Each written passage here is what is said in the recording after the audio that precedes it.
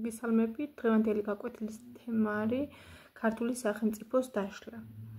1299 წელს პირველად და 1314 წელს მეორედ, 1318 წელს კი მესამედ გიორგი მეხუთე-ბრწყინვალე, დემეტრე თავდადებულის უმცროსი ვაჟი გამებდა 1246 წლამდე, 1346 წლამდე, ახლო ურთიერთობა მას ჰქონდა ჩობან ნოინთან, მონღოლთა ყაენი იყო.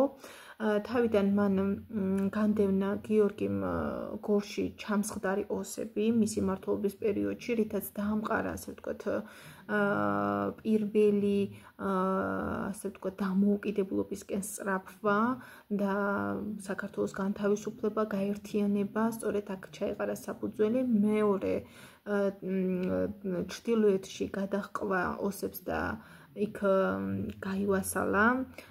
შემდეგ 1329 წელს მიქაელ დავით ნარინის ძის სიკვდილის შემდეგ შემოიერთა დასავლეთ საქართველოც. 1334 წელს მან თავისი ბიძის სარგის ჯაყელის სიკვდილის შემდეგ შემოიერთა სამცხე.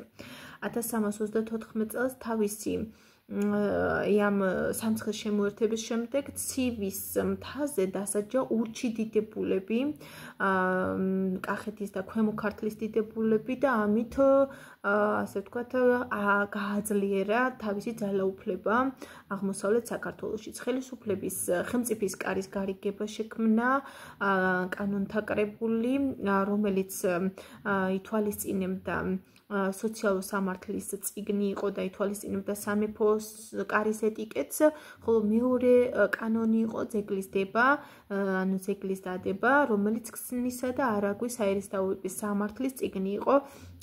ძირითადად გლეხების მიწათა, ასე ვთქვათ, უუფლებოდ გადანაწილების კანონიერად შემუშავებული, ასე ვთქვათ, კანონებით შემუშავებული დასტაბილურება ხდება ამ ძეგლის დებით. მან გიორგი მეხუთე-ბრწყინვალემ მისი მეფობის პერიოდში მოჭრა ფული გიორგაული, რაც იმას მოსწმობს, რომ მისი მმართველობა ძალიან, ასე ვთქვათ, ძლიერი იყო და სწორედ რომელი მეფის დროსაც ფული მოიჭრებოდა მისი მმართველობის გამყარებისთვის ეს ერთ-ერთი ნიშა იყო. ასევე სმირნიდან თბილისში გადმოიტანა კათოლიკური ეკლესიის საეპისკოპოსო ცენტრი, რომელსაც იოანე 22, ანუ რომის პაპი, ასე ვთქვათ, ხელმძღვანელობდა, რამაც ხელი შეუწყო სავაჭრო გზების აღდგენას. შეუწყვიტა ხარკი მონღოლებს. 1335 წელს ილხანთა საყაენო დაიშალა და სწორედ ეს მომენტი გამოიყენა და აქ დასრულდა გიორგი მეხუთე-ბრწყინვალის მეფობის პერიოდში მონღოლობა საქართველოში, რომელიც დაიწყო ლაშა გიორგის დროს. პირველად გამოჩნდნენ 1220 წელს, 1235 წელს დაიწყო მონღოლობა და 1335 წელს დასრულდა, ანუ ფაქტიურად საუკუნის განმავლობაში საქართველოში ახდენდნენ ზეგავლენას და შიდა პოლიტიკურ საკითხებშიც ერეოდნენ. შემდეგ მინდა ვისაუბრო თემურლენგის ლაშქრობებზე. ვინ იყო თემურლენგი ჯერ განვიხილავ. თემურლენგი იყო გათურქებული მონღოლი, მონღოლთა საყაენო, როდესაც დაიშალა, ანუ ეს ილხანთა საყაენო. სწორედ მის ნანგრევებზე აგრძელებს, ასე ვთქვათ, და ფართო ასპარეზზე გამოდის სწორედ მაგ დროს თემურლენგი კოჭლი, ანუ ლენგი ნიშნავს კოჭლს, ერთ-ერთ ბრძოლაში დაიჭრა და კოჭლობდა და ძალიან სასტიკი დამპყრობელი იყო. მან საქართველო დაიპყრო 8ჯერ. ის შემოდის ბაგრატ მეხუთის მეფობის პერიოდში. მისი პირველი შემოსვლა არის 1393 წლებში მიმდინარეობს.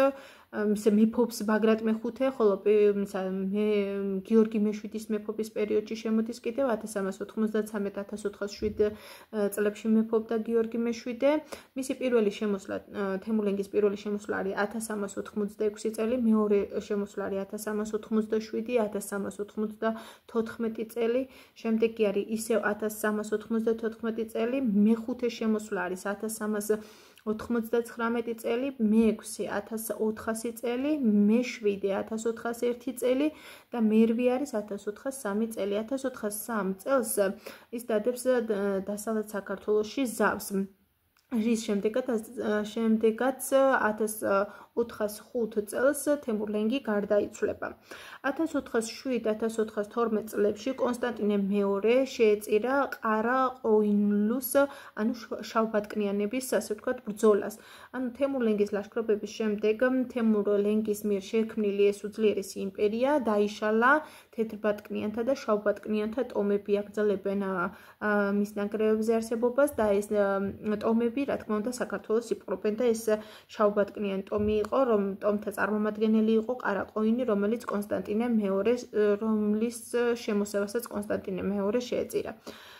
1412-42 წლებში ალექსანდრე პირველი დიდი, უკანასკნელი ძლიერი მეფე არის. 1456 წლებში საქართველოს მეფე არის გიორგი მერვე, რომელიც არის გაერთიანებული საქართველოს უკანასკნელი მეფე და აი აქ ჩაიყრება საფუძველი საქართველოს დაშლას გიორგი მერვის მეფობის პერიოდში, რადგან მას დაუპირისპირდება ბაგრატის მესამე იმერეთის მეფე და კლდეკარის ერისთავი ყვარყვარი ჯაყელი და იქ მოხდება 1453 წელს და 1463 წლებში ფარავნისა და